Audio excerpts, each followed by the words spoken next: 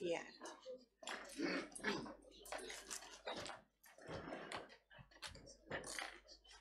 Thank you, everybody, and good afternoon. So I'm going to read from my script now. So good afternoon, ladies and gentlemen, and welcome to today's meeting of the Bournemouth, Christchurch and Poole Joint Committee. I'm Councillor Janet Wharton, and I'm the chairman of the Joint Committee. Members and officers have their names in front of them for ease of reference. In order to assist the process today, I must ask everyone to ensure that mobile phones are either switched off or on silent mode. We would be grateful if you would remain quiet whilst the meeting is in progress. I would like to remind everyone present that this meeting will be filmed and broadcast live on the internet and will be capable of repeated viewing. If you are seated in the chamber, it is possible that the cameras will capture your image. By your presence, you are deemed to consent to being filmed and to the use of those images and sound recordings for webcasting and/or training purposes. As the chairman of the meeting, I can, at my discretion, terminate or suspend filming if, in my opinion, continue to do so would prejudice the proceedings of the meeting, or if I consider that continued filming might infringe the rights of any individual or breach any statutory provision. Finally, there are no planned fire drills for this afternoon. If the fire alarm sounds, please evacuate the building immediately via the emergency exit. Thank you. Right, so moving to our agenda, and at this point I'll hand over to Mrs. Tompkins. Many thanks, Chairman. If I can welcome everybody to the meeting and refer you to item 1 on the agenda. Can I first update the Joint Committee to say we have had a change in membership.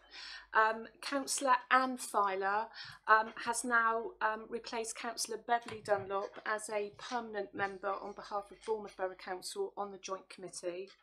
In relation to apologies received, Chairman, can I report that I have received apologies from Councillor Anne Filer for this meeting, and can I notify you that Councillor David Smith is here replacing her for this meeting. I'm not aware of any other apologies. Okay. Chairman, item 2, declarations of interest. Can I ask members to make any declarations of interest in respect of the items that you have before you this afternoon?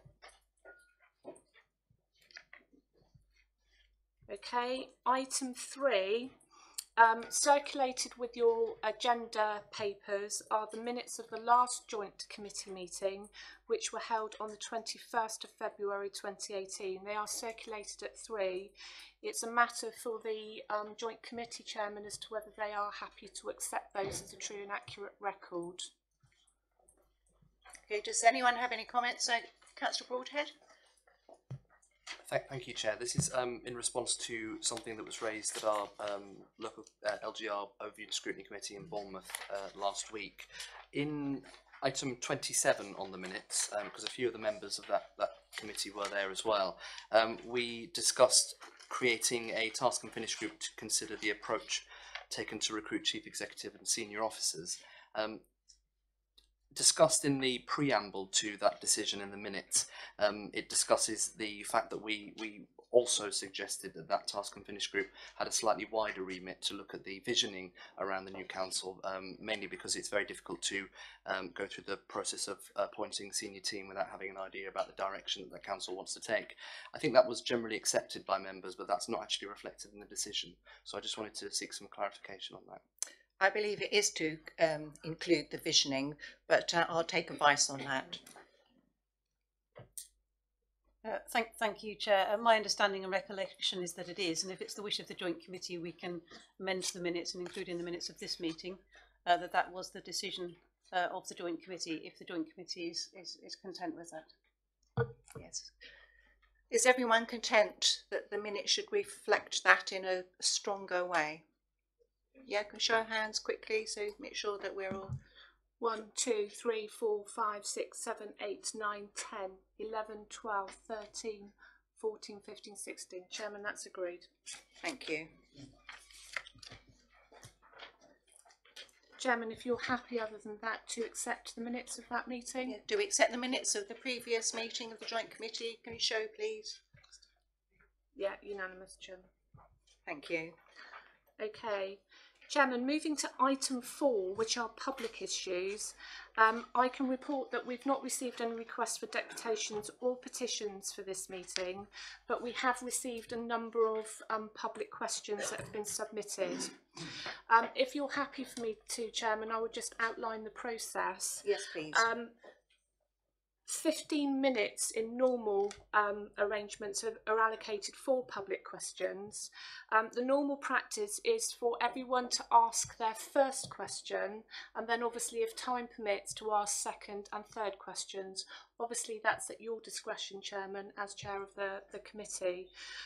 So with that in mind, if you're happy to move to the first questions that have been submitted. Yes, indeed. And let's sort of zip along because it would be good to be able to include them all if we possibly can. So I'll begin by asking Councillor Peter Hall if he would please give us your first question. Thank you very much, Madam Chairman, and thank you for giving me the opportunity. As it's a very financial thing, reorganisation, it's financial questions to Councillor John Beasley, please. The first one, how are you going to balance your books this financial year as you seem to have a shortfall of 1.3 million? Councillor Beasley.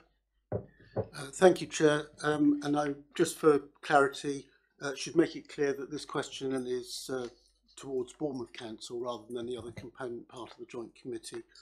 I'd like to respond to Councillor Hall, as it does give me the opportunity to set the record straight about the issues he has selected in this and subsequent questions. I can start by confirming that Bournemouth is not forecasting a shortfall in the revenue budget of £1.3 million.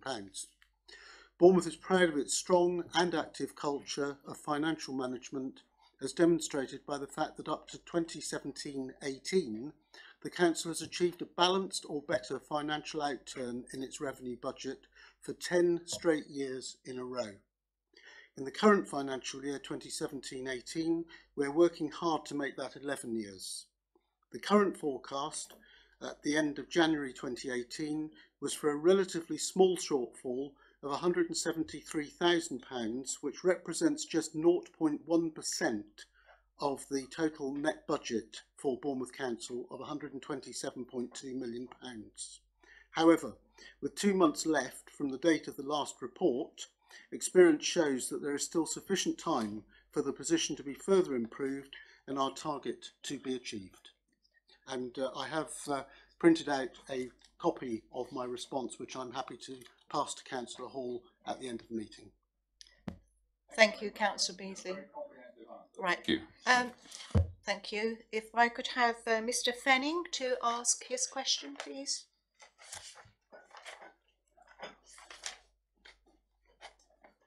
Thank you, Madam Chair. Members, one question. At the December meeting, okay, sorry about that. That's better. At the December meeting of the Joint Committee, a decision was made that the Task and Finish group prioritise options on future council tax which A. ensure that no borough council tax levels will arise at a rate exceeding the government's referendum level, and B. includes freezes and or reductions to the absolute level of council tax paid by Christchurch residents. An example was quoted in which a D-band taxpayer from Poole Council could pay £29 extra per year for the next 7 years, while a Bournemouth taxpayer would pay £24 extra per year. In the case of a Christchurch taxpayer, it was stated that a total sum of £9.48 would be saved over the 7 years. May I ask, what are the annual decreases in council tax which will lead to this saving by a Christchurch taxpayer? Thank you very much. Thank you. Councillor Beasley to respond. Thank you, Chair. And I'm responding in my role as Chairman of the Council Tax Harmonisation Task and Finish Group on this occasion. I'd like to thank Mr. Fenning for his question. Firstly, I should point out that the modelling that has previously been presented has been revised for the reasons set out in the report at item 9 of today's agenda. Therefore, the £948 quoted in the question has changed and could now be over £1,050 when taken over the same period. As stated in the question, the options that the Task and Finish Group has been prioritising are those that see the council tax paid by Christchurch residents frozen. If this turns out to be the case, there would of course be no absolute reduction in council tax, but an annual saving over each of a number of years, perhaps as many as 7 years, due to an annual increase not being applied. Recent increases in council tax would indicate that generally the referendum limit has been used as the cap. The resultant savings, when compared to what the increased council tax would have been if increases had been applied, would therefore be as follows. In year 1, £48.05, year 2, £81.88, year 3, £116.27, year 4, £151.26, year 5, £186.83, and year 6, £223.02. In the year of harmonisation, £244.56. Cumulatively, the savings add up to £1,051.88, and hence the revision in the figures. And again, I have a copy of this response to give to Mr. Fenning at the end of the meeting. Can I thank Councillor Beasley for that? Thank you. Thank you. Could I have Councillor Claire Bath to put her question, please?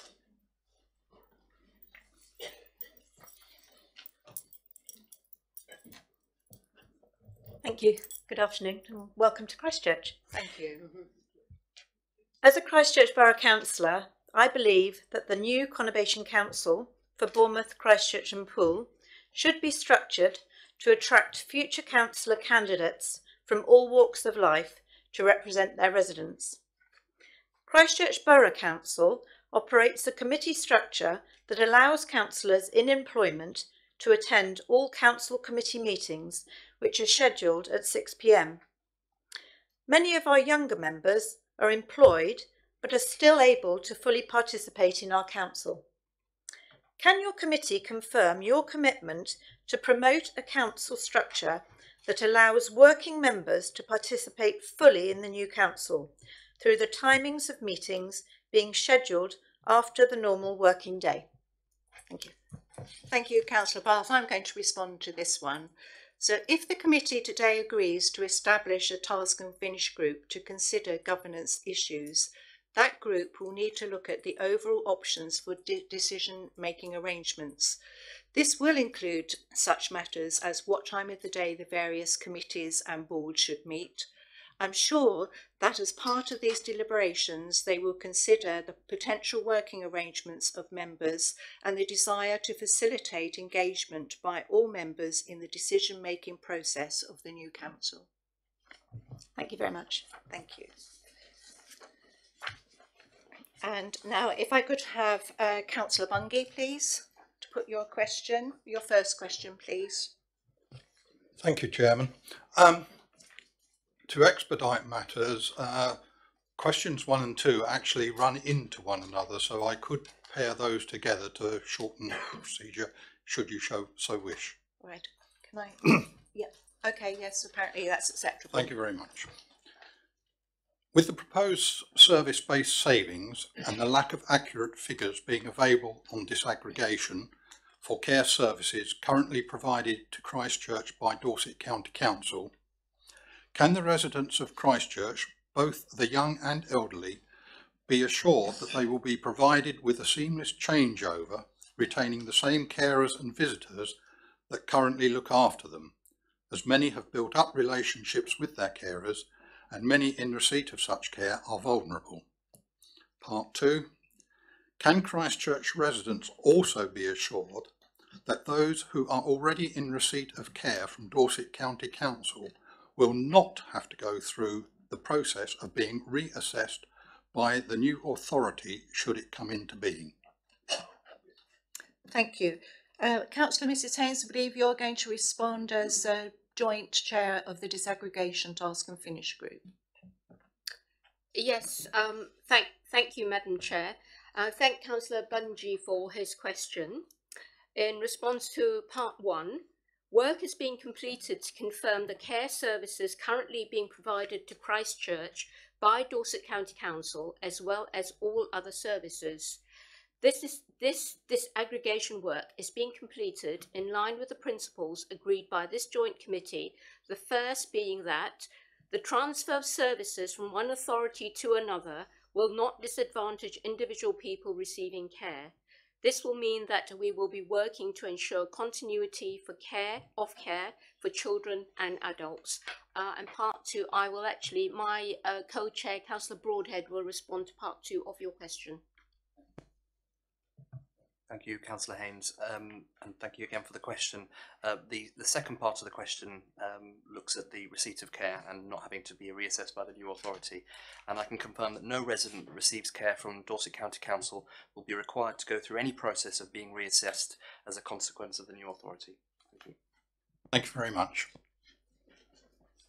Thank you. And now, Mr. Sprackling, would you like to put your question, please?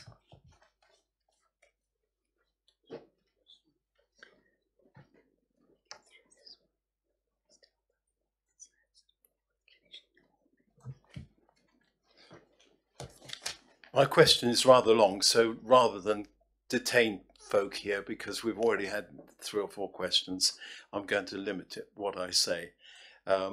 First paragraph, with the imminent merger of Bournemouth, Christchurch and Poole councils and the resulting benefit of shared infrastructure, how soon will instructions be given that no capital investment or revenue expenditure above, say, 10,000 should be committed until the new council, or that's a shadow council, approves it? I'll just briefly say the background to this is the Poole Borough Council, in their infinite wisdom, have chosen to spend 153,000, would you believe, on some facilities at the Civic Centre. And our chief executive announced at the cabinet meeting that the building was possibly going to close in 2020, in 2 years' time. Thank you. Thank you, Mr. Sprackling. So, Councillor Mrs. Haynes, you're going to respond to this one, I believe. Yes, Madam Chair. In view of the fact I do actually have the full transcript of the question that Mr. Sprackling had tabled to the committee, but I will, for expediency, just answer the part that he has actually read out, if that's okay, and I can give you a copy of the full response. With reference to the section of the question that Mr. Sprackling had asked, and I'm responding in my capacity as the portfolio holder with responsibility for this particular area in the Borough of Poole, not as a joint committee member. The Borough of Poole, in common with other local authorities represented on the joint committee, is committed to cooperating with each other, as was stated in the report on the consolidated MTFP, that's medium-term financial plan, considered by the joint committee on the 15th of December. The chief financial officers, or I'll abbreviate that to CFOs, will now highlight in reports to the relevant sovereign councils any decisions which will have significant financial implications for the new unitary council. When the shadow authority has been established, the CFOs will highlight to it any sovereign council's decision which will have either a significant financial impact or involves significant financial risks, exposure to the new unitary council. Such matters will be included in a regular MTFP update report. The investment by Poole of 153,000 in its customer service and front of house does not meet the definition of significant in this regard. Thank you very much. So we've got a bit of time left over, so we'll start again with Councillor Hall, if you'd like to come to the table again for your second question.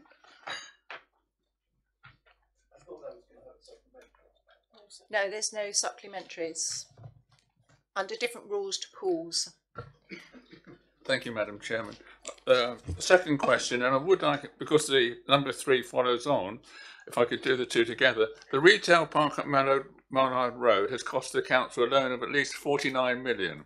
How can you justify such a large sum of money, as the retail trade is very unstable at this present time, And the third one was, would you agree that the Bournemouth council taxpayer could be lumbered with this costly scheme which could achieve negligible returns? Thank you, Madam Chairman. Right. Councillor Beasley, I believe you're going to respond, but can you just respond to question 2, because I have another person, we might be able to fit that other person's question in. So I think you asked 2 and 3 there, didn't you? Yes, so if you just answer question 2 for me. Thank you very much, Chair, and I'm responding in my role as leader of Bournemouth Council. And I thank Councillor Hall for his second question. This purchase was fully justified by the financial business case and included financial checks of the existing tenants. Whilst we are obviously aware of profit warnings issued by some UK retailers, this is not indicative of a marketing crisis, nor of this particular retail park. In terms of the Mallard Road investment, it is worth remembering that the demise of BHS left a large empty unit in this park, but with the opening of Aldi, we are seeing stronger visitor numbers than ever before. There remains a good level of interest in the one vacant unit in this retail park. This asset currently contributes around £600,000 per annum to the Council's medium-term financial plan, net of borrowing costs and provisions for voids and bad debts. This contribution is set to rise as rents increase, and of course the loan repayments remain fixed for the entire borrowing term.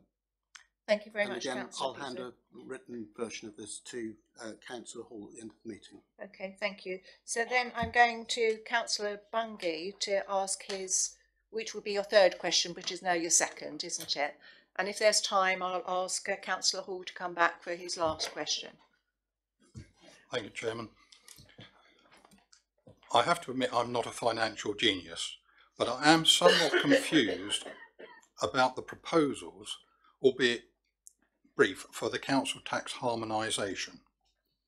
Various suggestions have been made, and it's been said that there are 5 or 6 to consider, but the most popular suggestion seems to be at the moment a 7-year period, and that would be acceptable. And the possibility of the council tax in Christchurch being frozen until such times as harmonisation is achieved. But it is also stated in the medium-term financial plan there is unlikely to be any reduction in council tax, as this would increase the funding gap. Also very concerning for residents of Christchurch is that, again, in the medium-term financial plan, Item 8 shows projected assumed figures for an increase in council tax for Christchurch for the years 2019-20 and 2020-21, which seems to be opposite to what we're being told about the harmonisation. So I'm somewhat confused, as one, it seems to contradict the other. Perhaps someone could give me an answer on that. Thank you. Thank you. Councillor Beasley, as Chair of the Council Tax Harmonisation, I believe you're going to respond to this. I am. Thank you, Chairman. Firstly, can I thank Councillor Bungay for his further question. Figure 2 in the Consolidated Medium-Term Financial Plan report presented at item 8 on today's agenda highlights Christchurch Borough Council's planning assumption within their approved medium-term financial plan that it will increase its share of council tax by 2.99% in 2019-20 and by £5 in 2020-21.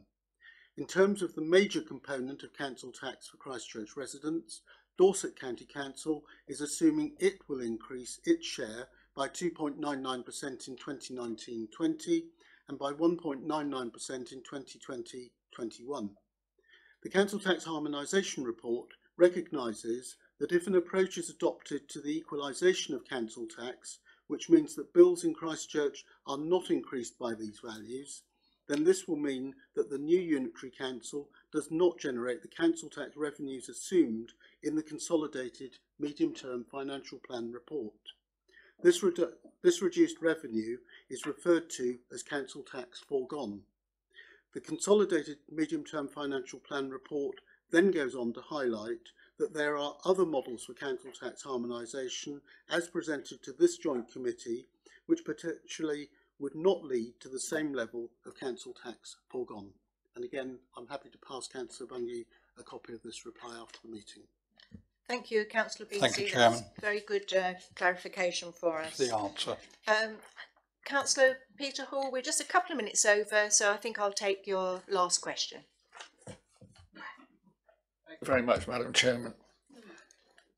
Question 3 again to Councillor John Beasley.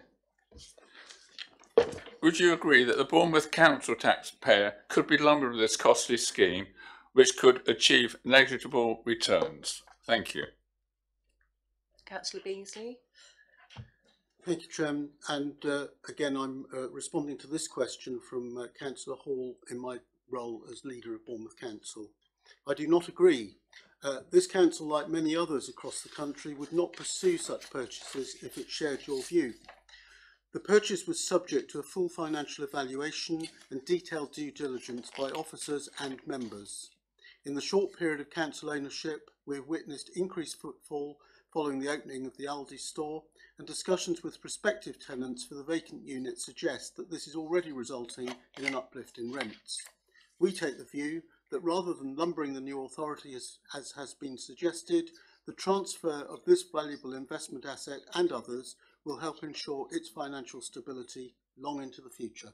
And again, I'll pass Councillor Hall a copy of my reply at the end of the meeting. Thank you very much.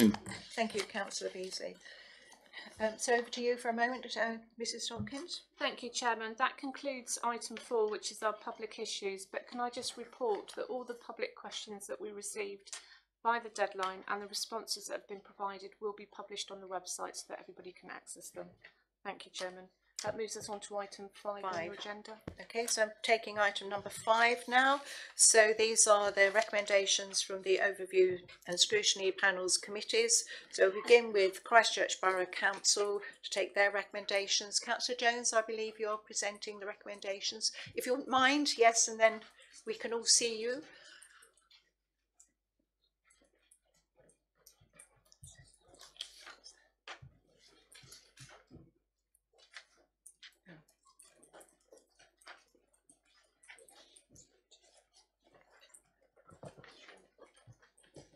Thank you, Madam Chairman, and may I, in my turn as Vice Chairman of the Scrutiny Committee, welcome you all to the ancient borough.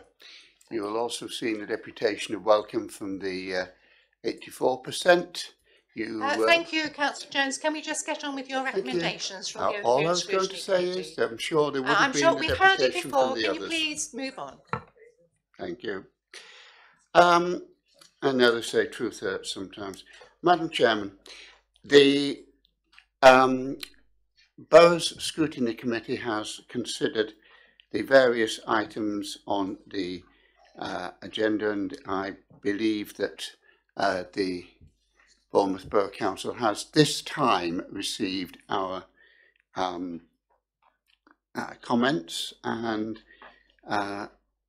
recommendations.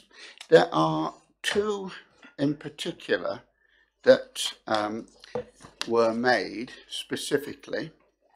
One at the meeting of the 21st of February, we considered the role of task and finish groups, and the feeling of the committee was that excessive use of task and finish groups is detrimental to openness and transparency.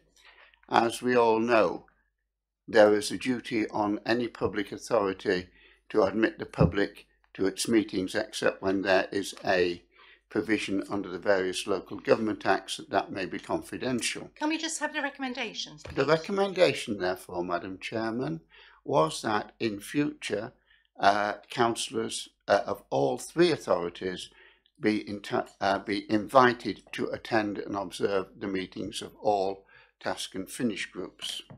The second recommendation that was made concerned the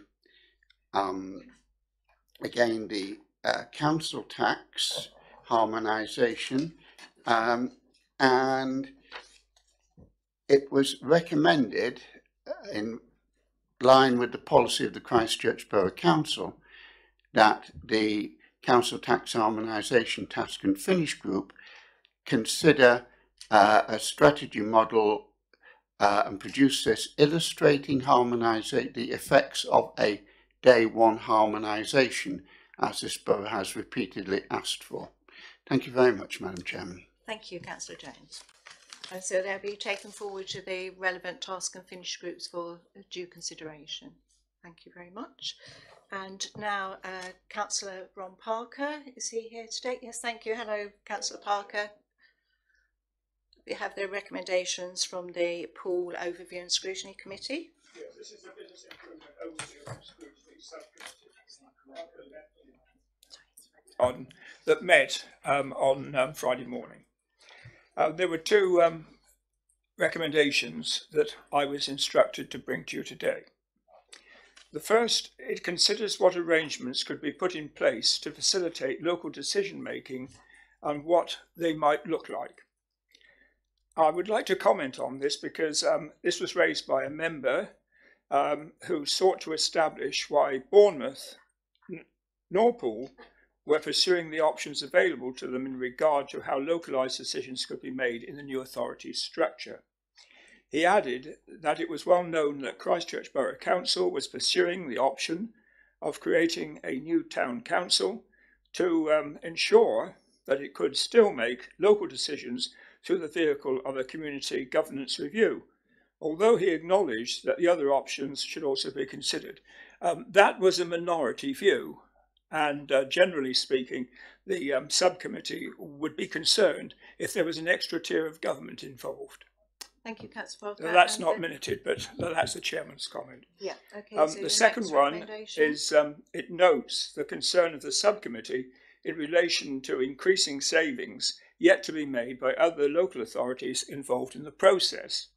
And this really came about despite a level of concern that Poole residents needed to be treated fairly. Members of this subcommittee have been assured by officers that the data included in Figure 1, and it was Figure 1 which was causing some concern, of the consolidated medium-term financial plan report, that are current snapshots of each council's finances at that moment in time, and does not take into account the future savings programmes. So it was also highlighted that this data would change as the work stream progressed. The disaggregation work stream was a separate issue from this. So that is the report from our subcommittee. Thank you very much, Councillor Parker.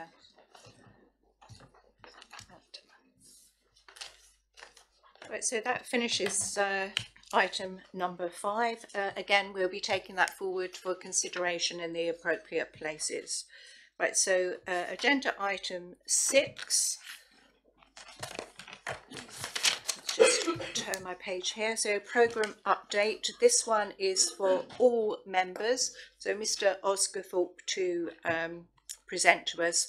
But I would just like to remind members that there's the full members and all members, and I think there's been a bit of confusion about this. So full members are those from Bournemouth, Poole and Christchurch, and all members include those that their remit on this committee is for disaggregation purposes with regard to Dorset County Council. So I'm asking those that are here for purposes of Dorset County Council disaggregation, that is what you confine your comments to.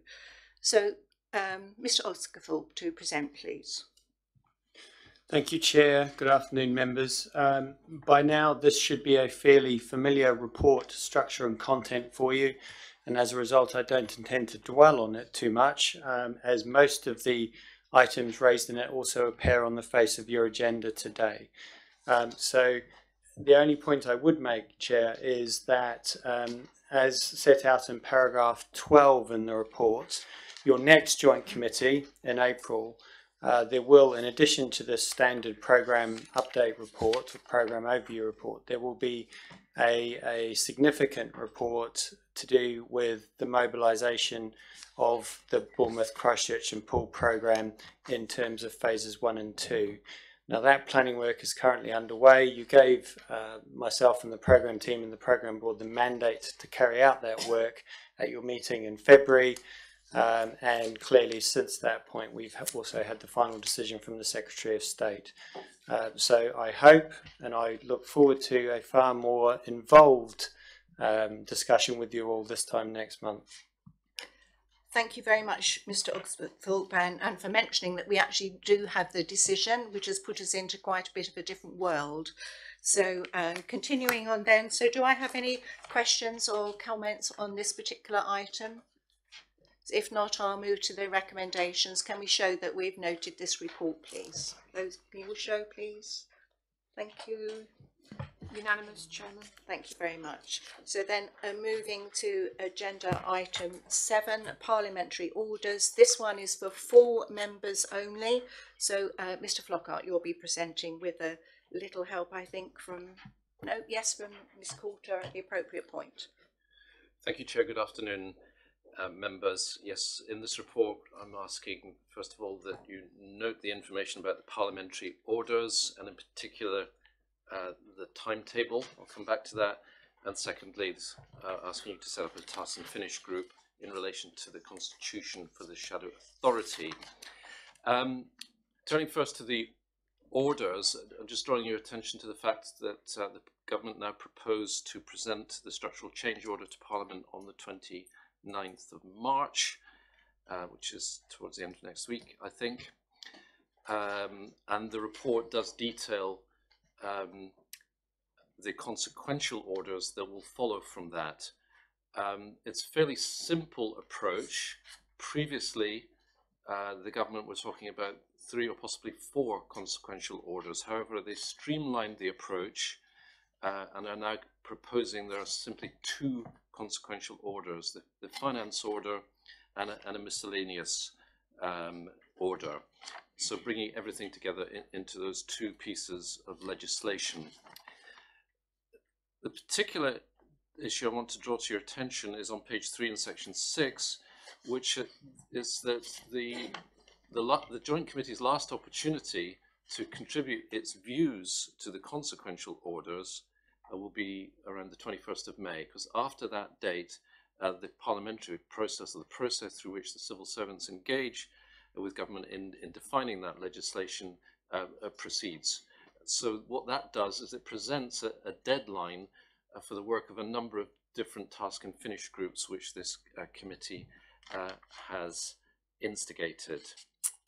Turning then to the Constitution, Tanya Coulter, do you wish to add some comments about this before perhaps just going on to the recommendations then? Thank you very much. In relation to the Constitution for the Shadow Authority, the Dorset Monitoring Officers group has been considering the options. It's clear that the Shadow Authority will not have the same powers or remit as a normal local authority, as it were, and therefore the Constitution, first of all, needs to be contained and useful and fit for purpose for a Shadow Authority. And secondly, we're very constrained in terms of the time that's available to prepare a Shadow Authority Constitution, ready for it to be adopted at the Shadow Authority's first meeting, which is likely to be at the end of June, early July at the latest on the current timescale. This means that we've looked at options which are slightly more more quickly put into effect, and have used other Shadow Authority constitutions to prepare a draft as best fit. It will not be perfect. We haven't got the time to go through and create something that's new from scratch, but we are using one that hopefully will work.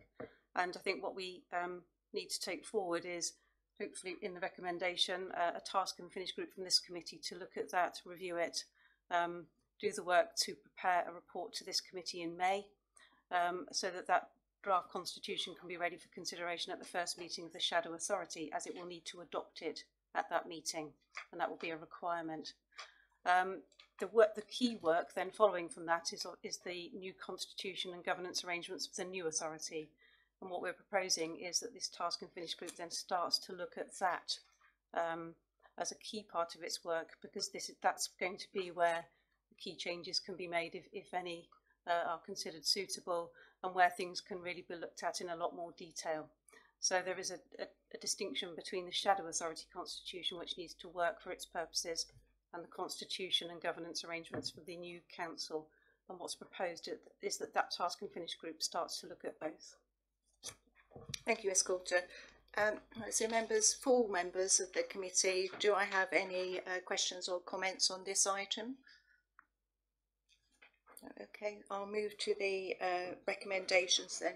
Oh, sorry, yes, Councillor Mrs Haynes. Oh, you're not Mrs Haynes. Yeah, Councillor Brown. Thank you, Madam Chair. Yeah, in response to the presentation we've just been given, I just wanted to ask a question about, in terms of the new constitution for the Shadow Authority and the work of the Task and Finish Group looking at the constitution for the new authority, how the wider members of all three constituent authorities will be made aware of what will be in that constitution, what's in the draft constitution, and how they may be able to have input to that work, because I think it's quite important that we're all elected members from different authorities. We're reasonably familiar, hopefully, with the constitution of our existing authorities, and we need to be informed and able to engage with that for the new authority. Although I'm conscious there's time limits, and I don't want to sort of delay the work, but I'm also conscious that we need sort of openness with the existing members of all three authorities. Yeah. Thank you. It's a very good question, one we've been considering. I think in relation to aspects of the draft constitution for a shadow authority, one way of doing it, which we've already started to do in some areas, is, for example, in the scrutiny function, start to work together with the Poole, Christchurch and Bournemouth representatives who are dealing with scrutiny on these issues, to come together and start work on looking at the potential scrutiny for the shadow authority. We've raised the same issues within the standards committees, both in Bournemouth and in Poole, and we'll be having discussions with Christchurch to try to take that forward within that arena, and that's the way in which it could work, but we are constrained by time. And so I think that's absolutely essential for the new governance arrangements for the new authority. We are going to have to consider the balance between that engagement and member engagement on the shadow authority constitution and some of the key areas there, and then the engagement on the new council constitution and governance arrangements, which will be absolutely essential and key to moving forward. So it is something that we will be bearing in mind, and that the Task and Finish Group will need to be aware of as well as we take that forward. Okay, thank you, Ms Coulter. Any other comments or questions on this item? Right, so moving. No, I'm sorry. Yeah, it's for 4 members only. This one. No, thank you. It's for 4 members only. Right. Okay. So, so if I move to the recommendations, so there's 1, notes the information about parliamentary orders and takes account of this when considering its forward plan, and 2, agrees to establish a Task and Finish Group to work with officers on a constitution for the shadow authority for consideration by the committee. So those in favour? Chairman, that's unanimous. Thank you.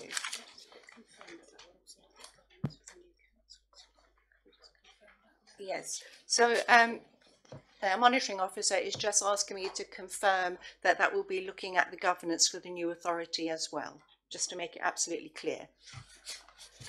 Okay, so moving to agenda item 8. So disaggregation, and this is for all members. So I understand that we have co-chairs on this Task and Finish Group. So I'm asking Councillor Broadhead to present first. Oh, it's Adam. I've missed.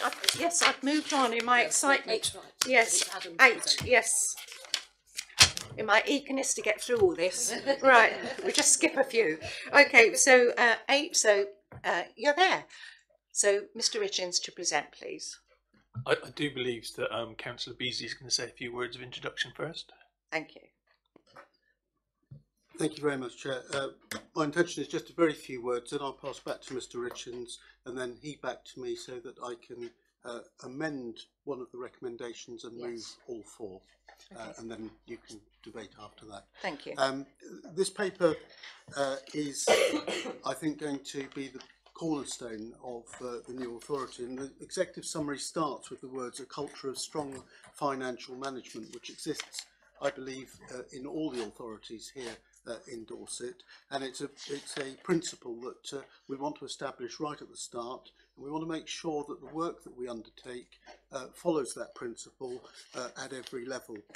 Of course, it is a piece of work that will be informed very much by the disaggregation work stream that we're going to hear about in a moment, the council tax harmonisation strategy, which we've had some questions on, and a number of national government issues as well. And most importantly, perhaps, the speed at which the savings can result in the creation of the new authority and how they can be implemented. So all of those things, Chair, mean that this piece of work does require all of us to understand really how important it is going to be to the success of the new authority going forward. And I think Mr. Richards is going to elaborate on those particular issues and others. Thank you, Mr. Richards. Thank you, Councillor Beasley.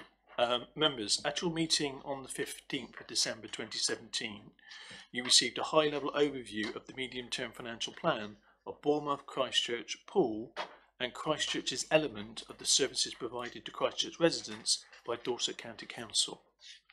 It was acknowledged in that report that the council was still working their way through their 2018-19 budget cycles.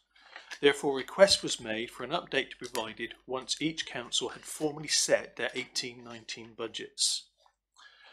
During February 2018, each council approved their 18-19 budgets and updated their medium-term financial positions. Figure 1 within the report provides an updated position for the sovereign councils of Bournemouth, Christchurch and Poole as presented as part of their budget reports. Figure 2 within the report, however, recognises that there was an inconsistency in the council tax planning assumption for 1920, with Christchurch and Dorset County Council assuming 2.99% and Poole and Bournemouth Council assuming 1.99%. The difference was just a matter of prudence and centred on whether the referendum limit would drop back to 1.99% in 1920 if the level of inflation fell during 2018. Figure 3, therefore, within the report rebases the medium-term financial plan of Bournemouth, Christchurch and Poole based on a consistent 2.99% council tax planning assumption and assumes it being applied in 1920, and this is in line with the Chancellor's spring statement of 2018 in which he identified that both CPI inflation and RPI inflation would be in line with or higher than the level assumed in his previous autumn 2017 budget statement. The figures highlight that the current identified funding gap across these three councils is just over £7 million in 1920, with a further pressure of £10 million in 2021. Figure 4 within the report then considers the impact on the medium-term financial plan for DCC and the disaggregation of those elements that relate to services provided to Christchurch residents. For me, there are two important matters worth highlighting to members' attention at this point. The first is the risk associated with the £10.2 million of savings assumed by Dorset County Council in 1819 from their Forward Together programme, and the recognition that Bournemouth at 10 million and Poole at 5.5 million equally have service-based savings programmes that collectively we will need to ensure are delivered, as otherwise the funding gap in this report will be increased. The second issue is that for the time being, recognising the disaggregation workstream is ongoing, and for planning purposes only, I have assumed 11.84% of the Dorset gap would be attributable to the Christchurch residents. This, as shown in figure 5, identifies that we need to start work on a savings programme that would deliver £9 million of savings, efficiencies and additional resources to enable a balanced budget for the new unitary authority for 1920 to be set. The further issue is that the council tax harmonisation section of the report highlights that this current funding gap could be increased to somewhere between 10.5 million and 11.3 million if one of the 5 models adopted by the Council Tax Harmonisation Task and Finish Group is actually implemented. The financial strategy section of the report recommends that a Task and Finish Group is established to draw up a strategy to deliver a balanced budget for 1920. It also identifies that the savings set out by local partnership provide an opportunity to make a significant contribution towards that funding gap, which they valued at 5.7 million in 1920. But if delivered at this level, it would still leave the new unitary having to make some further difficult service decisions for 1920. The summary of the financial resource implications section sets out the need as part of the updated financial strategy to now refine and update the cost of change associated with this process. Members, the report also includes, as presented in Figure 6, details of the reserves positions of the 4 sovereign councils. As presented at Appendix A, the total revenue reserves of the 4 sovereign councils, which will include, in earmarked reserves, resources set aside to support the delivery of the 1920 budgets and local government reorganisation.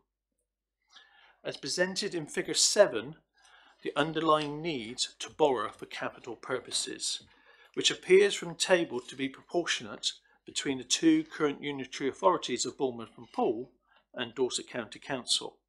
However, it should be recognised that both Bournemouth and Poole includes £163 million of housing debt, which relates to its housing stock, which is still owned by the council. I do believe that Christchurch transferred its housing stock to Housing Association in the early 1990s. As Appendix B, a sense of what the budget for the new unitary authority might look like is presented by adding the 2017-18 budgets as presented in the revenue anticipated returns to government of Bournemouth, Christchurch and Poole together with a proportion of the budgets for DCC. The proportional share for DCC is shown on 2 ways. The first based on council tax yield, the second on population. Clearly, we will be able to reflect further once we've done the full disaggregation exercise. Members, the intention is to provide a further update once the 18-19 RA forms are completed, but in lieu of that Figure 8 provides some high-level budget information for 2018-19. Chair, I'm happy to take questions, but I believe Councillor Beasley probably would like to say a few words at this point. Thank you. Councillor Beasley, are you ready to comment at this point, or shall I take well, I think I was looking to make the move on the recommendation, so perhaps if I'll leave it to a bit later. If you'd like me to do that, that would be fine. Thank you. So, any comments or questions, Councillor Mrs. Jameson? Thank you, Chairman. Just a question on the Figure 7, capital financing requirements and external loans. This, I know it does say external loans at 31st of 3/2017. Is it? Will the loans, we've heard today, there's 2 big loans being taken out on top of this. Will these be shown somewhere? Because these are liabilities and we don't seem to have a list of what the liabilities are going to be that the new council is taking over. Thank you. Would you like to respond? If I may, in a sense that clearly this is a snapshot based on the publicly available information as presented within the statement of accounts of each of the sovereign councils for 2016-17. We will be able to provide further updates once we've done the accounts for 17-18, which will probably be available in around about August and September this year. Thank you. Councillor Jones, is it a matter of on disaggregation? I believe so, Madam Chairman, but doubtless you'll rule if it isn't. Can I ask the officer, in terms of disaggregation, do we yet know how much Dorset County Council spends in Christchurch, contrary to, or as put against, how much revenue Dorset County Council secures from Christchurch in terms of council tax and so on? So there must be a balance somewhere between how much goes out of Christchurch to Dorset, how much comes back from Dorset and is spent on the provision of county council services in the Borough of Christchurch. Are you able to give us those figures, or do you know where those figures can be found? Clearly, within the local partnerships business case, there was very clear assumptions made with regards to the disaggregation of Dorset County Council's revenue budget and balance sheet as part of that process. But I'm not too sure whether or not anybody from the disaggregation task and finish groups wants to make further comment. But clearly, we are working hard to establish the current position based on the budgets for 18-19. That sounds like work in progress to me. Yes. Okay. Anyone else wishing to comment? Councillor Brown? Sorry, Chairman, can I just say that the work is in progress? Yes. The detailed service disaggregation is being progressed, and those figures collated. So that will just demonstrate what has been spent. Separate to that, assets, liabilities, etc., along with the budget and the income of the area is also subject to that detailed disaggregation work, which will be available to the committee later through this year. Thank you very much, Mrs. Ward. Councillor Brown. Thank you, Chair. Yeah, I may have some comments about the recommendations in a moment, but just a question first. Looking at the report, in paragraph 29, it talks about the summary of finance and resourcing implications. The financial analysis undertaken by local partnerships indicated a one-off transitional cost of up to £11.8 million to deliver the unitary authority for Bournemouth, Christchurch and Poole. Can I just ask, where is that one-off funding coming from, and what are the primary areas of expenditure that's going to be, that £11.8 million will be used for to deliver the unitary authority? Mr. Richards? Clearly, the first thing to emphasise was that this was done by a piece of work by local partnerships several years ago. So actually, we need to reflect that time has passed since then, and I think Councillor Oscaforth, sorry, Julian. Not yet. Yes. Not yet. Yeah. Give him a few years. Julian Oscaforth's already reflected that next time at your next committee, he will be bringing back a paper that reflects on the programming costs associated with the LGR process. So at that stage, we'll get a clear update of a significant element of that £11.8 million, which was the cost of the programme team to support the change. Now, the other main element of the £11.8 million was a reflection of the fact that there would be an overall reduction in the staffing headcount as a result of the savings through efficiencies of delivering the new arrangement, and therefore there would be exit costs associated with that process. Thank you.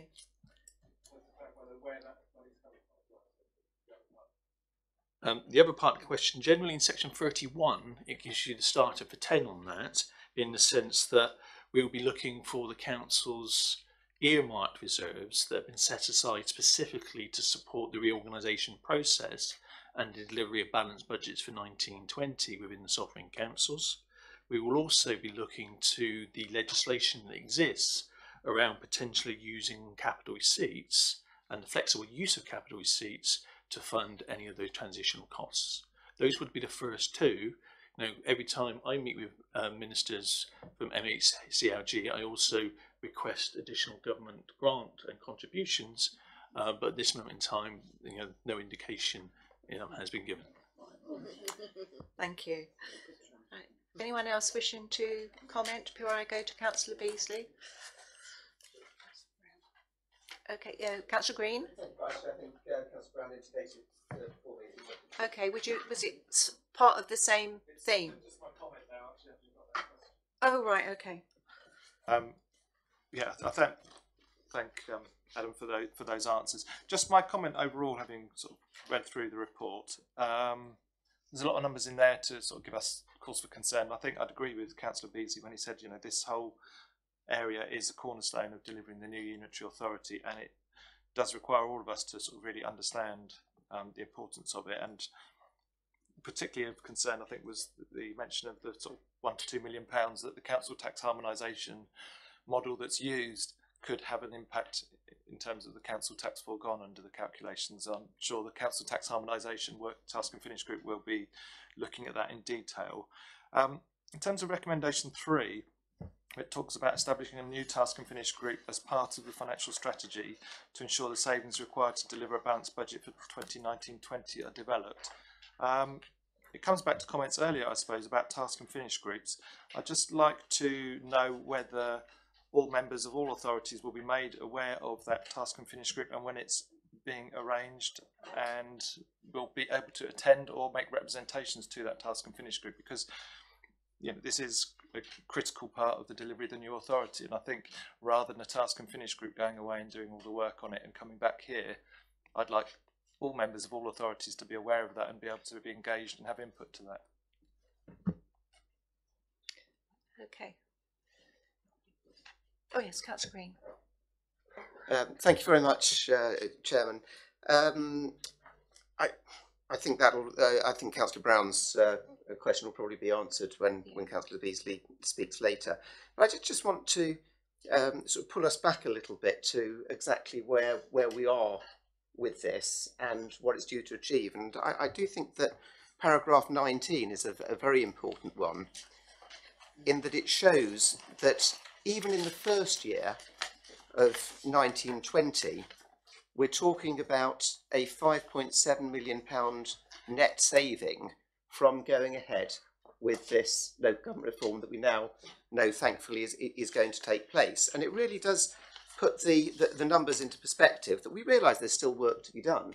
But where we were talking about figures of 8 or 9 million that we need to be able to find, depending on what comes in from Dorset, what debt effectively, or what deficit comes in from the Dorset side, that we've already come a very, very big way towards achieving that with that 5.7 million, with further savings to come on each of those elements that we can see: staffing, service-based savings, information community, or ICT, and property, that will come in years 2 and beyond.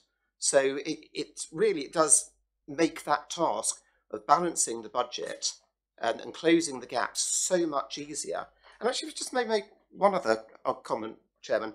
I saw in the Echo this morning that one of Councillor Brown's Liberal Democrat colleagues said that she, and it was actually referring to this paper, couldn't see anything that was in it for residents of Poole. And it really surprised me, because I can see straight away the 5.7 million that's coming in year 1 with further numbers. So I didn't know whether maybe after reading all this, whether Councillor Brown now feels he's in a position to be able to explain to that member where the benefits are, or whether he thinks that it will require a few other explanations before she understands it. Thank you. Thank you. Councillor Beasley. Thank you, Chairman. I will just capture a couple of the questions that have been asked as well, if I may, and then I'll move to the recommendations. Councillor Brown was asking about how we were going to meet the one-off transitional costs of up to £11.8 million. And I think Mr Richards has given a very fulsome answer, but to add to that, there is obviously a necessity to manage the cash flow of all of this from internal existing resources, and also from making sure that we are looking forward to the gains that we are going to capture later on. And so we will need to invest some of that in order to reap much more of it back at a later stage. And that's, I suspect, how it's going to be done. It's how most local authorities have managed investment to save money later, and I'm sure we will be no different going forward. In terms of the issue of the task and finish group, I am afraid I differ with Councillor Brown in the sense that what we are set to do with task and finish groups is to get on with the nuts and bolts work of whatever that task and finish is charged with doing, and then come back to this joint committee, or indeed the executive post-June, and set out what it is that we are recommending, and in the meantime give update reports as we go along, just so that everybody understands the work's being undertaken, where it's headed, so that we can capture other comments and contributions as we go forward. I don't see this as being any different in that context, and I have to say, trying to manage this particular task around the consolidated medium-term financial plan, if you like, by committee, rather than by a very few people representing each of the three current authorities, would be an extremely cumbersome way of doing it, and I don't think actually would have the outputs that we'd be looking for. Speaking as somebody who in Bournemouth has been responsible for the resources portfolio for the last 11 years, I know actually how complex the work is to get to a point where you can begin to set it out and get contributions back from other members. If you do it any other way, then you're setting yourself up to fail. And given the timescales that we've set ourselves, I think it would be an impossible task. Turning, if I may, to the report itself, there is, just for the sake of accuracy, there is one very minor typo to be remedied, and it's, I think, probably as a result of a combination of addition and rounding, and that's at figure 1. I have to do it now because if it isn't done now, it won't be recorded as an output from this meeting. So it isn't to embarrass anybody, it's just got to be stated. So at figure 1, in the penultimate line in the last box, where it has the figure 19363, it should be 19364. It then cross scans both ways, and perhaps if that can just be amended, then we'll have an accurate outcome. Turning to the recommendations, I'm moving recommendations 1, 2 and 4, and I have an amendment for recommendation 3, which, as drafted, talks about establishing a new task and finish group. My amendment states, and I've handed it to you, Chair, and to Clerk, states to request the existing council tax harmonisation task and finish group as part of the financial strategy to ensure the development of the savings required to deliver a balanced budget for 2019-20. It seems to me that it makes far more sense to have continuity from the council tax harmonisation task and finish into this new task and finish than it is to set it up again from scratch. The two feed into each other, they dovetail neatly, and actually, in terms of getting to the outputs as quickly as we can, I think we'll achieve that more effectively. And so with that amendment, Chairman, I move the 4 recommendations. Thank you, and I think this also relates to the next item, so we may need to do a little bit of adjustment there. Councillor Mellor. Thank you, I was hoping for a seconder. Right, so if we've finished, we'll move to the recommendations then. I think we've had a good conversation on this particular item. So going to the recommendations with that amendment as read by Councillor Beatsley. So that's items 1, 2, 3 and 4. Those in favour? 1, 2, 3, 4, 5, 6, 7, 8, 9, 10, 11, 12, 13, 14, 15, 16, Chairman. Those against? 2. That's carried, Chairman. Thank you. Councillor Green. Sorry, could I just check this? Is this for all members or for? I believe this was for all members. Yes, it is. Thank you. Yeah.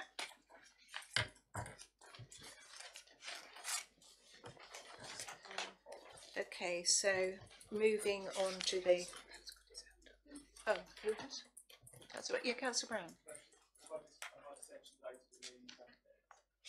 I'm sure it will be.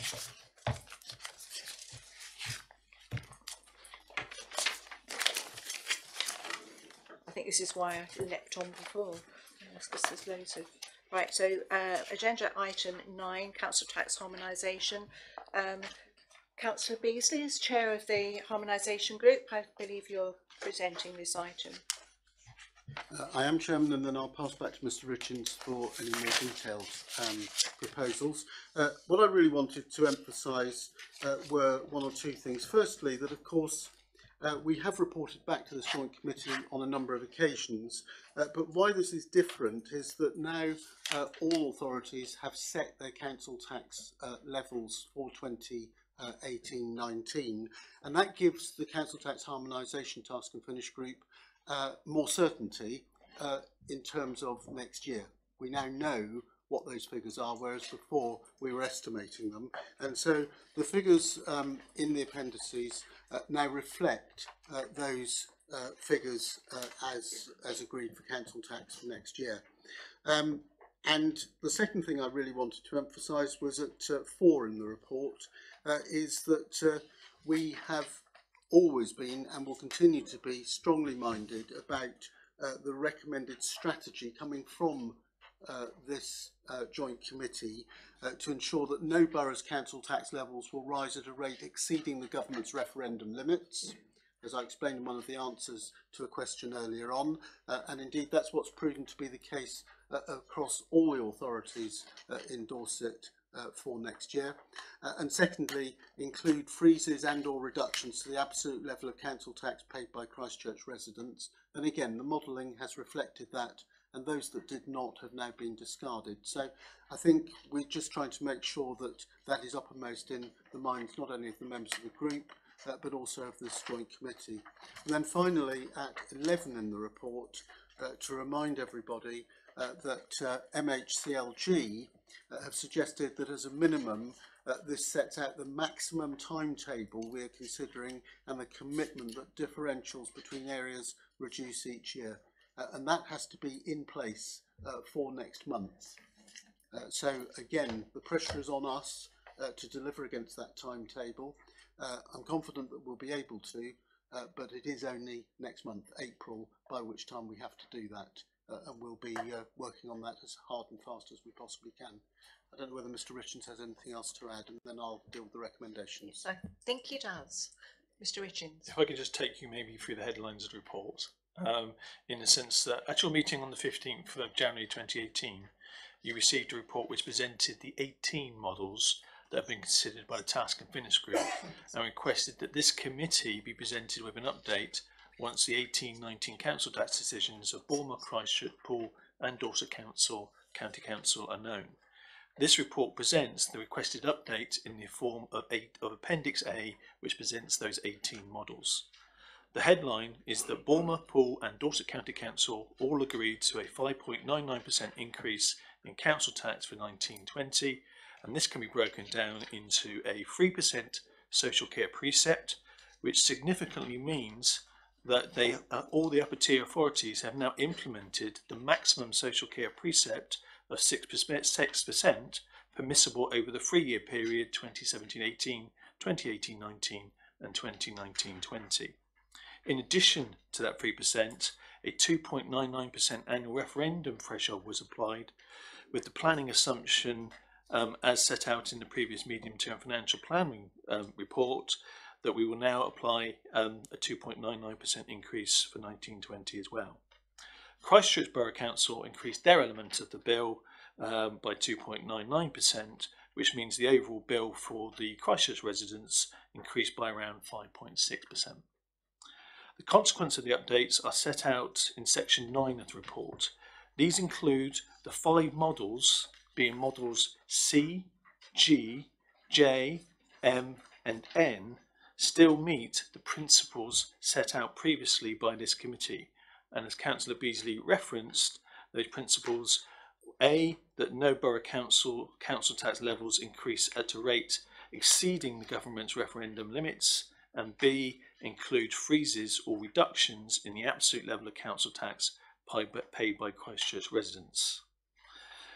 Can I also draw your attention to section 11 of the report? This highlights that we have received a recent clarification from MHCLG that the principles of the harmonisation strategy will need to be included in the generic finance order, likely to be the maximum timescale and a commitment that we reduce the differential year on year. We are led to believe that we do not need to commit to a specific strategy at this point. The recommendations request that the Task and Finish Group consider the consolidated medium-term financial plan report which has appeared as the previous item on this agenda, and make a recommendation to this committee in April in regards to the information to be included in the finance order. Chair, before I close, can I just make reference to Councillor Jones's question earlier, in the sense that I think he was seeking details of a model that looked at day one harmonisation. Within Appendix A, there are two models, Models B and Models D, that both look at a day one harmonisation strategy for Bournemouth, Poole and Christchurch. Thank you, Mr. Richins. Right, anyone, any questions? This is 4 members only. So, Councillor Flagg. Thank you, Madam Chair.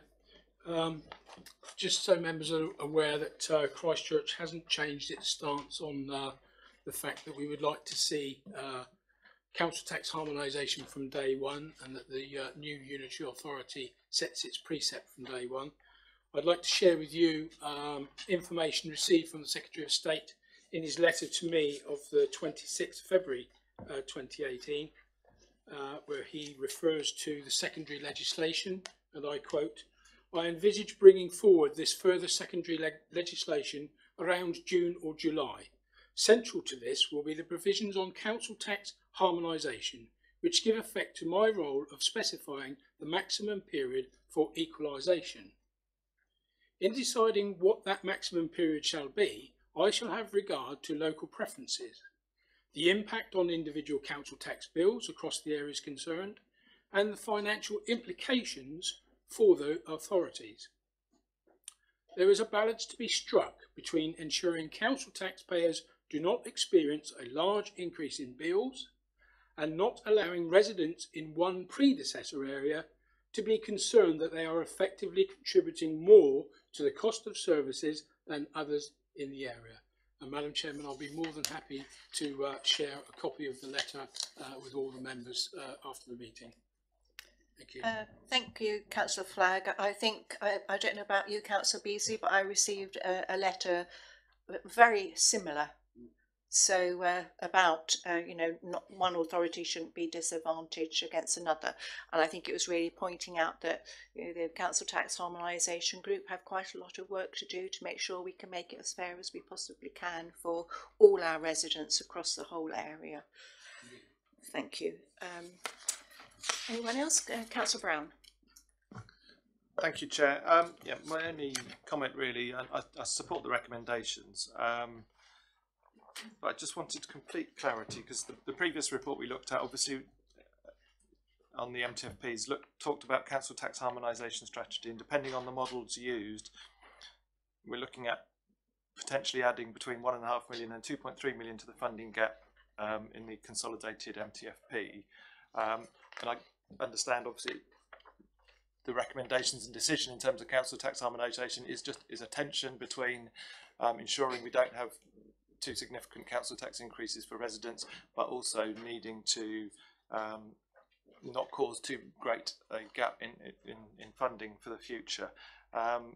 So can I just clarify that because of the principles that are previously agreed, that the council tax harmonisation group agree that there will be an impact on the funding gap in the future, regardless of whichever route we go in terms of the models? And I think Councillor Beasley referred to this earlier when he was talking about council tax harmonisation and the aspects of council tax foregone and the balance between. Did you want to comment any further on that?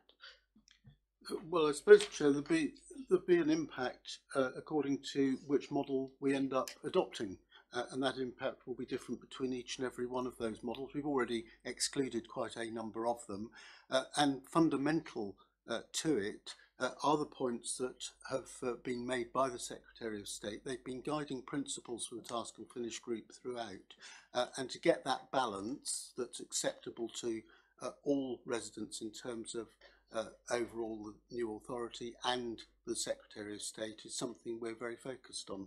So with all of those issues in the mix, I'm confident that we can get to a conclusion. Whether that satisfies 100% absolutely everybody is perhaps utopia, and we won't achieve that.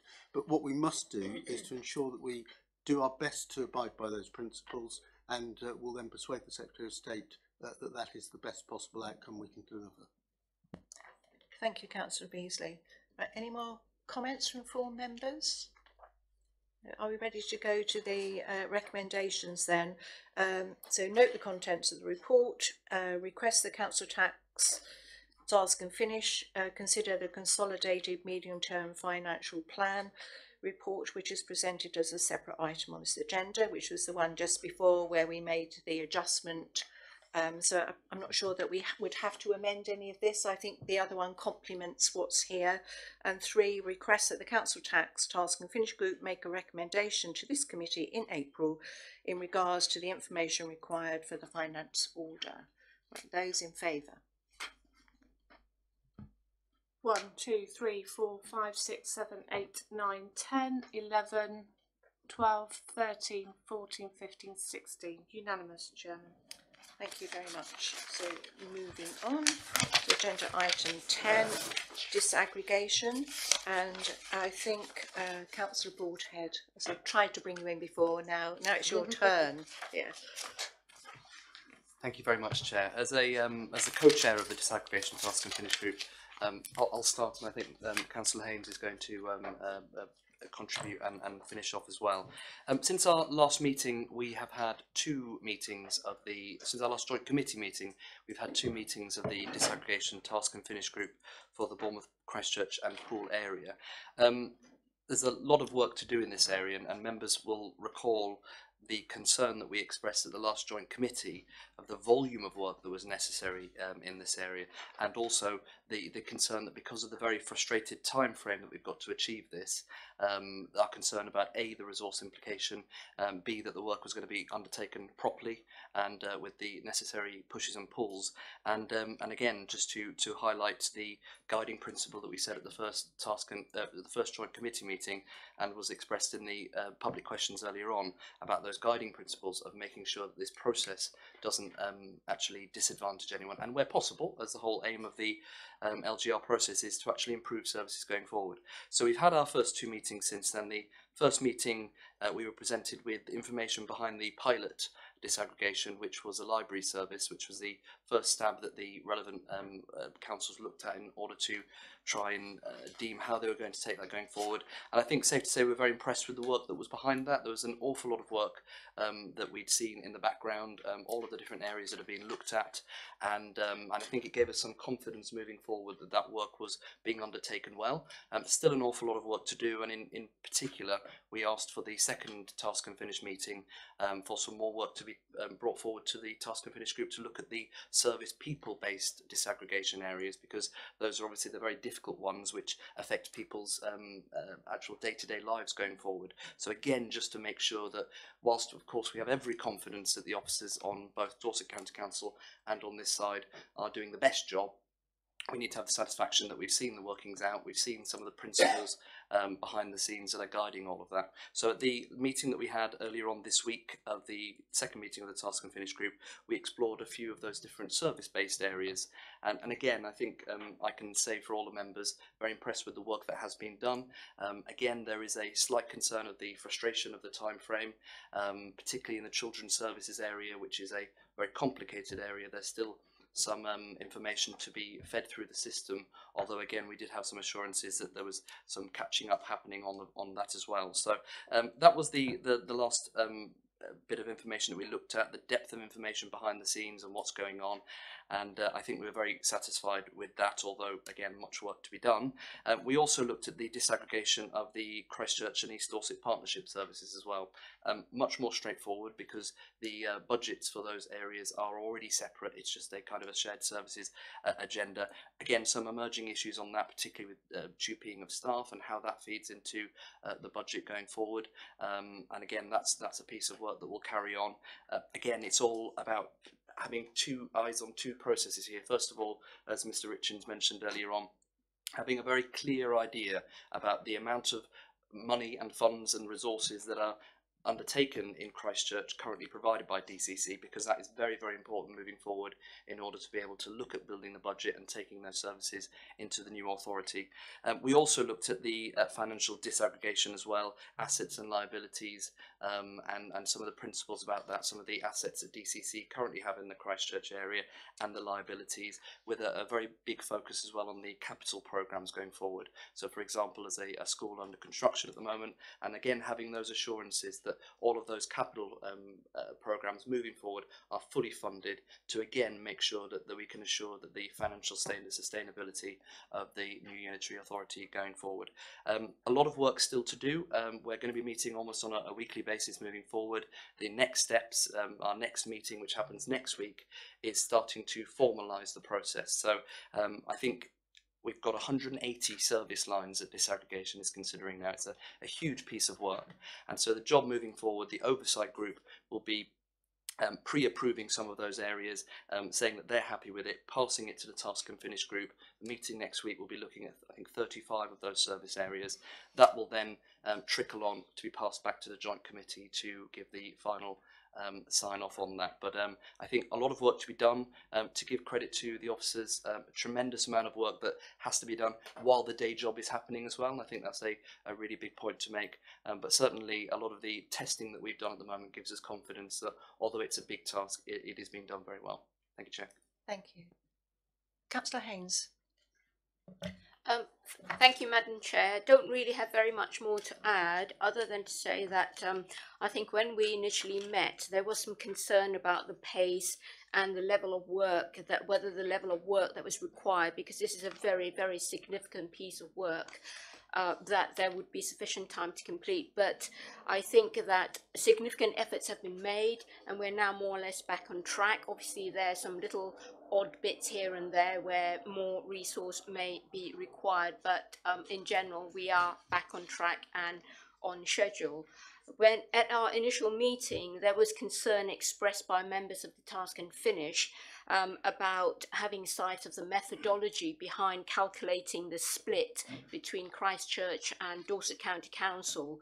At our meeting yesterday, we were given working papers as to how the percentage split was actually arrived at, with all the backup papers, and that has actually given us a level of assurance that the work is actually being done in a very considered fashion that is actually acceptable way of actually going forward. The other thing I want to mention is obviously the scrutiny arrangements. We've had the chairs from both the Christchurch and the Borough of Poole presenting to us today. Now I understand that it's going to be joint arrangements, that all three councils, Bournemouth, Christchurch and Poole, will form a joint scrutiny committee to actually specifically look at the disaggregation work. So I think plans are already in place for some training to happen, which I think takes place tomorrow, from someone from the Centre for Public Scrutiny. So I think that everyone realises the significance of the work that's actually involved here, because it does actually feed into several other sectors in the entire LGR process. So I think a lot more work to do, a lot of work has been done and a lot more work to do. So we will actually continue at the pace that we are, and with the confidence that the work is being done in accordance with the principles that have been set. Thank you, Mrs. Haynes. I'm just going to bring in Ms. Coulter at this point on the joint overview and scrutiny, and then I'll bring in Councillor Jones. Thank you very much. Just to clarify, because it's not on the agenda for this meeting, that work has been ongoing with the relevant scrutiny committees both in Christchurch and in Poole and in Bournemouth, and each of those committees that are looking at LGR and are scrutinising this committee have agreed to set up a working group. So it's not a formal joint committee across all three councils, but it is a joint working group to look specifically at the disaggregation reports that will be coming back to the joint committee, and they will be doing that together, and we'll have a report, recommendations from that joint working group back to this joint committee. So as Councillor Haynes has already said, there is that joint work now going to be ongoing within the scrutiny arena as well. Thank you, Chair. Thank you very much. Councillor Jones. Thank you, Madam Chairman. If I may just correct or just clarify one point that Councillor Haynes made. The Christchurch Borough Council Scrutiny Committee will continue to scrutinise all aspects of the work of this committee, even if it is participating in a joint group.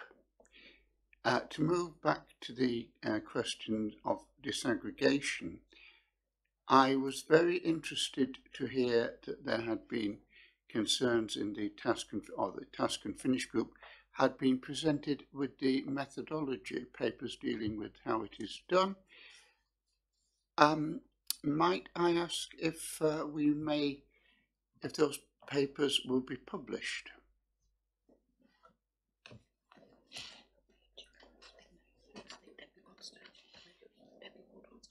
Yeah. Mrs. Ward. Thank you, Chairman. If I can help a little with that, there is a lot of detail that is going through in the methodology, and contained within the detail of that are individuals can be recognised. So all of the full details will not be available. However, the summary sheet can and will be made available as those are agreed and worked through. And the methodology in terms of blank sheets to show you the working templates that we're working on with Excel can be shared if any council would like to pick that up with me directly. Thank you. And I've just seen within the minutes that this was dealt with at the last meeting. And also I'd like to add that it won't just be Christchurch Overview and Scrutiny meetings who will be continued to scrutinise everything. It will be Bournemouth and Poole's as well.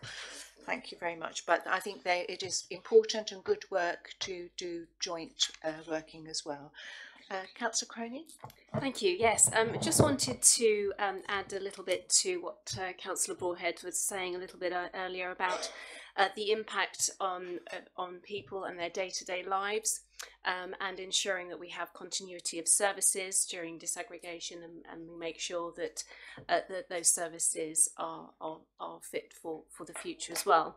I'd just like to highlight, if I may, because we've clearly spoken about services and local residents, but many of the local residents are actually members of staff as well, and there to provide those services. And I think it's really important that we remember to have in the front of our minds as well their welfare and their management. It's not just a question of TUPEing over. I know we mentioned that very quickly earlier, but as I mentioned, a number of our residents are also members of staff, and certainly from Dorset County Council's perspective, we want to make sure that transition is as smooth and as stressless as possible. Thank you.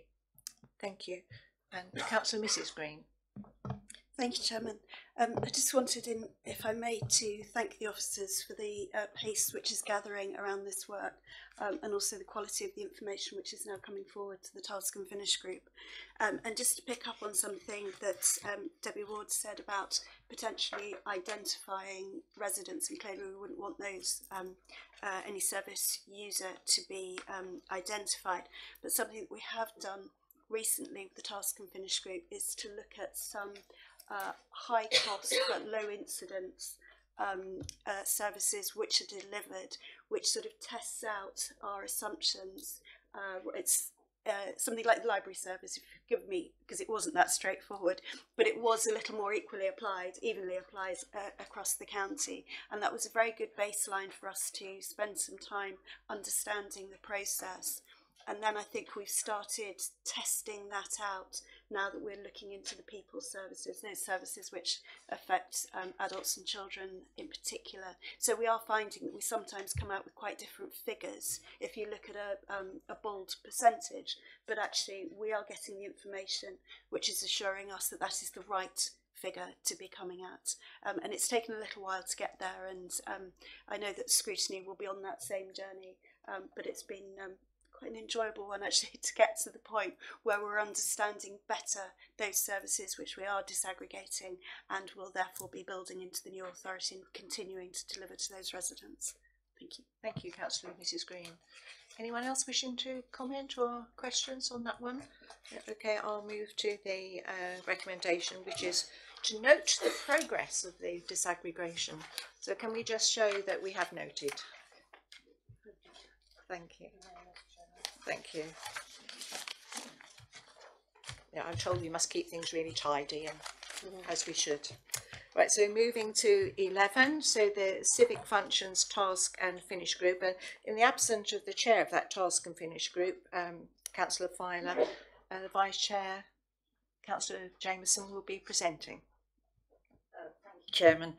Chairman, we had the first meeting a week or so ago, and this was very much a learning process of what we can do and what we can't do. It was agreed at the meeting. Well, first of all, we had a very, very clear presentation from the officer telling us exactly what was going on. And we were told we have really two options, the Charter Trustees or Town and Parish Councils. We didn't get very far apart from that. We know we have to go out to consultation. Everything is in the report. We have to go out to consultation.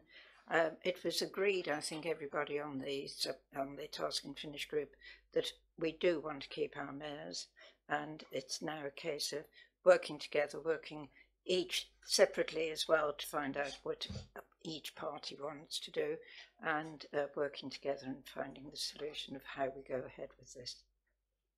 Thank you very much, Councillor Jameson. I think knowing that a lot of our residents, whether our mayorities be ancient or not quite so ancient but old enough, it's really, really important that we preserve our history and our heritage. Okay, anyone want to comment or questions on the civic functions? Yes, Councillor Brown. Thank you, Chair. Sorry for raising a question on this again, on almost every item today. Particularly on the sections about Charter Trustees, paragraphs 7, 8 and 9, and on the membership of those, paragraphs 10, 11 and 12. I just wanted to seek clarification about the proposal, because obviously our recommendation is that we'd support it for each of the existing boroughs of Bournemouth, Christchurch and Poole. And I note in paragraph 12 it says the Task and Finish Group consider the Charter Trustee areas should be based upon the existing Borough Council boundary areas, including appropriate cross-boundary wards, subject to further advice and clarity. I wanted to see clarification that if there are, with the boundary review, there are cross-border wards established under the boundary review, either across the Christchurch-Bournemouth border or the Bournemouth-Poole border, how that will be handled in terms of the Charter Trustees and in terms of the area covered by the new mayors. I think Ms Coulter will answer that one for us. Our understanding at present, and we're still in discussion with MHCLG as to how a final order would look in relation to Charter Trustees, is that if there's a cross-boundary ward, so the old boundary cuts through the middle of a new ward, that the members of that ward would be trustees of both charters. Okay. They have a role in both areas. That's our understanding. That's the legal interpretation that we've come to at the moment, and we need to obviously finalise that. But that's the basis upon which we would be taking it forward. Okay, Councillor Jones, again, does it relate to matters of disaggregation? Yes. From what you are saying, does that then mean a charter trustee for a ward could be a charter trustee on, say, both the Bournemouth and Poole charter trustees? That's the only way that one can interpret it at this point, yes. But obviously that's all subject to, as well, any boundary review and new warding structure that would need to be considered as well. And the proposals will be coming to the next two, as I understand it, certainly the May committee anyway, in respect of that. But yes, we're seeking clarification as to how that will be set out in the order. But that's certainly the way that we would interpret it at this stage. Thank you. Anything else? Okay, so the recommendation is to support the position of the Civic Functions Task and Finish Group to support the preservation of the civic and ceremonial rights of the respective boroughs through the establishment of charter trustees for each of the existing boroughs of Bournemouth, Christchurch and Poole. So can you show your support for this approach? Thank you. Unanimous. Oh, we're getting towards the end now. So item 12, the forward plan. Obviously, looking at this, quite a lot of work to do. April is looking busy. But anyone, any questions or comments on this item? Looks straightforward. Councillor Brown? Apologies, Madam Chair. Just in reference to the point brought up at the beginning of the meeting by the Borough of Poole Overview and Scrutiny Group, looking at local decision making. Obviously, following the Secretary of State's decision, I'm interested in how we are going to maintain community involvement and engagement across all the three boroughs. I know Christchurch are obviously looking at Town Council proposal. I know Bournemouth has area forums. And I'd be interested to know where that will come under the forward plan, or whether we need to have an additional item at a future meeting to look at local community engagement and local decision making. Yeah. Okay, so they apparently be discussed under the governance task and finish group. So that's where those questions will be taken. Okay. Okay. Anything else? No. Well, I declare this meeting concluded then. Thank you very much, everyone.